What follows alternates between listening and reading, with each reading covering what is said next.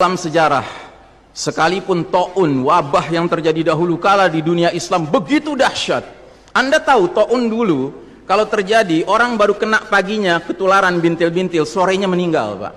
Kalau sekarang orang di swab positif, sekian belas hari dia isolasi mandiri, kemungkinannya dua, kemungkinan sembuh, kemungkinan mati.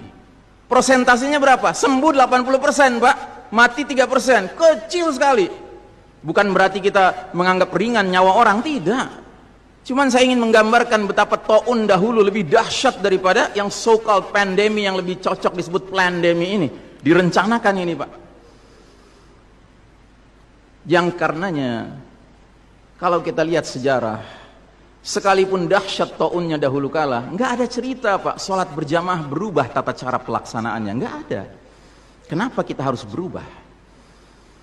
Dan saudaraku rahimakumullah, kami cuma mengingatkan beberapa pesan dari Nabi SAW tentang sholat ini. Yang pertama, Nabi mengatakan, Sallu kama ra'aitumuni usalli.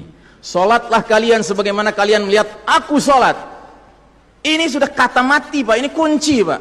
Kunci ini. Makanya para ulama fikih memutuskan, al-aslu fil ibadatu al-hadar, ya. Hukum asalnya ibadah ritual seremonial termasuk sholat adalah haram, Pak. Nggak boleh dikerjakan sembarangan, nggak boleh. Apalagi setelah dia ada aturannya, terus kita berkreativitas menyangka itu lebih baik untuk keselamatan dunia kita, sementara kita tidak peduli dengan keselamatan akhirat kita. Nabi Muhammad SAW menyatakan, hari berbangkit nanti aku akan menunggu umatku di depan telagaku.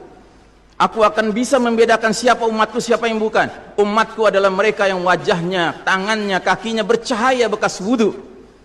Tapi ketahuilah, ada sejumlah orang wajahnya bercahaya, tangannya bercahaya, kakinya bercahaya. Aku panggil mereka, halumma, halumma, tapi dihalau sama malaikat. Tidak boleh mendekat.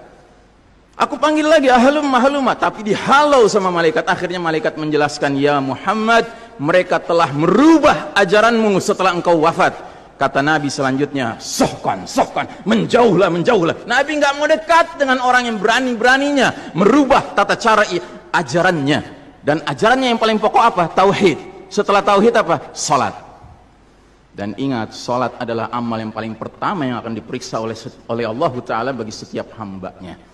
Dan saudaraku rahimakumullah, untuk menutup, saya ingin menyampaikan dua hadis lagi. Satu hadis dari Nabi, la tadaru furujatin lisyaitan.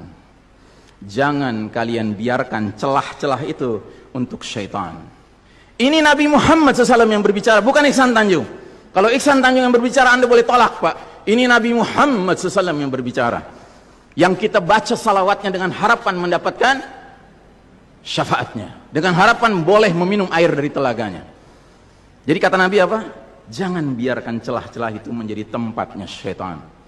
Hari ini tidak sedikit masjid bahkan memuliakan syaitan, memberi tanda di mana syaitan hendaknya berada. Na'udzubillahi min dzalik. Mau jadi apa kita, Pak? Mau jadi umat seperti apa kita? Ini adalah simpul terakhir, saudaraku. Kalau sampai simpul terakhir ini kita relakan lepas, sudah tidak ada sisanya ajaran ini di muka bumi. Karenanya saudaraku rahimakumullah, bagi saya urusan sholat berjamaah dan tata caranya ini bukan urusan pilihan fikih, Pak. Ini urusannya adalah urusan dengan musuh Allah Ta'ala. Nabi Muhammad SAW ini terakhir, hadis yang terakhir, kata Nabi SAW, innal yahuda qad sami'u dinahum. Sesungguhnya Yahudi sudah bosan dengan agama mereka. Wa innahum qaumun hasadun. Dan mereka adalah kaum yang sangat hasad kepada kita umat Islam, terutama dalam 3 perkara. Satu, raddis salam. Kebiasaan kita umat Islam kalau ketemu saling mengucapkan assalamualaikum, dibalas waalaikumsalam. Itu Yahudi nggak senang, Pak. Yahudi tidak senang melihat umat Islam berukhuwah Islamiyah. Yahudi nggak senang umat Islam kalau ketemu saling bersedekah dengan senyum, makanya dibikin aturan begini, nggak kelihatan senyum kita. Yahudi nggak senang kita ketemu, kata Nabi, jabat tangan, rontok dosa-dosa. Maunya mereka begini saja jabatan tangannya. Dari mana ini semua? Short-term or long-term strategies. Many people are confused about these investing strategies. Yang kedua, mereka hasad sama kita dalam urusan apa? Iqamatis sufuf, dalam tata cara kita menegakkan saf kita. Ingat, Pak, saf dikatakan tegak syaratnya 2. 1 lurus, 2 rapat. Bukan hanya lurus tapi renggang-renggang, atau rapat tapi meliuk-liuk. Tidak, harus dua-duanya lengkap. Sehingga Nabi sampai bertanya, kenapa kalian gak bersaf seperti malaikat di hadapan Allah? Para sahabat bingung, bertanya, bagaimana malaikat? Kata Nabi, mereka mendahulukan saf awal dan mereka saling rapat satu sama lainnya. Jadi Nabi itu bangga kalau umat Islam sholatnya seperti para malaikat di hadapan Allah Ta'ala. Harusnya itu menjadi kebanggaan kita juga. Dan harusnya kita tersinggung kalau ada pihak yang berusaha untuk mengacak-acaknya. Dan yang terakhir, yang ketiga, Yahudi itu hasad sama kita dalam urusan apa? Dalam urusan umat Islam di belakang imam sholat wajibnya mengucapkan amin. Makin keras suara amin itu, makin geram mereka. Karenanya mereka bikin aturan, sempat 2 bulan masjid ditutup sama sekali, nggak terdengar suara amin dari jamaah karena nggak ada yang boleh ke masjid. Tapi sekarang setelah dibolehkan, masjid yang bisa muat 2000 orang cukup 500 orang, cukup 700 orang, supaya apa? Sekurang-kurangnya aminnya bisa berkurang. Maka sekarang pertanyaan besarnya adalah, untuk siapa kita sholat? Liman nusalli? Lillahi aw lihaula? Atau untuk mereka?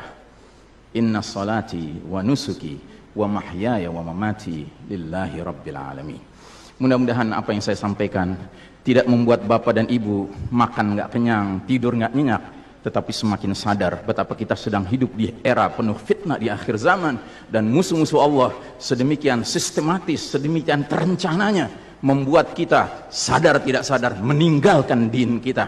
Yang paling mengerikan, kalau sampai sudah nggak ada perasaan lagi risau dengan ini semua. Karena apa? Nabi bersabda, siapa lihat kemungkaran ubah dengan tangan, nggak bisa dengan lisan, nggak bisa dalam hati. Dalam hati itu maknanya apa? Ingkari itu sebagai kebenaran, itu mungkar. Dan itu kata Nabi selemah-lemahnya iman.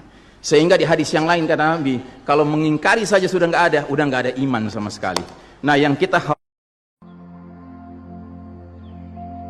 di saat kita selesa membaca Al-Quran, khawatir kalau kita ternyata ridho saja dengan aturan sholat WHO ini, Pak. Padahal harusnya kita sholat dengan cara Nabi Muhammad SAW, bukan caranya Tedros atau Bill Gates, tetapi lebih sedikit. Ya, tetapi kepada jamaah, inilah nasihat dari hati yang paling dalam kepada saudara-saudara yang saya cintai karena Allah, yang kita sama-sama bersalawat, kita sama-sama mengharapkan air dari telaga Nabi, tapi boleh jadi nggak semua kita ngerti apa yang harus kita lakukan agar air telaga itu dapat jaminan kita boleh meminumnya.